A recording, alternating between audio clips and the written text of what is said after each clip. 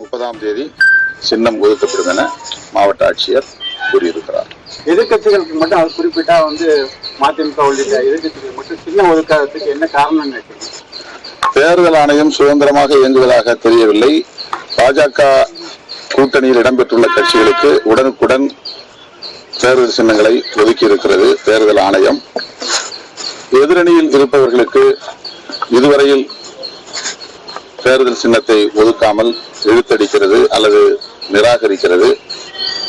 தேர்தல் ஆணையமே இவ்வாறு ஒருதலை பட்சமாக செயல்படுவது அதிர்ச்சி அளிக்கிறது.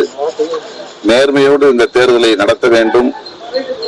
அப்போதுதான் ஜனநாயகம் காப்பாற்றப்படும். ஆகவே தேர்தல் ஆணையம் ஒரு சார்பு இல்லாமல், ஆளும் கட்சி சார்பு இல்லாமல் தேசிய அளவில் நேர்மையோடு இந்த தேர்தலை நடத்த வேண்டும் என்று கேட்டுக்கொள்கிறோம்.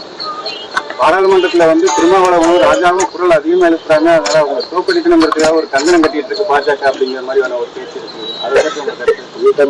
தமிழ்நாட்டை பொறுத்தவரையில் பாரதிய ஜனதா கட்சி 0 என்று எங்கள் கூட்டணியின் தலைவர், தமிழ்நாடு முதல்வர் மாண்புமிகு தளபதி ஸ்டாலின் அவர்கள் ஏற்கனவே குறிப்பிட்டிருக்கிறார்.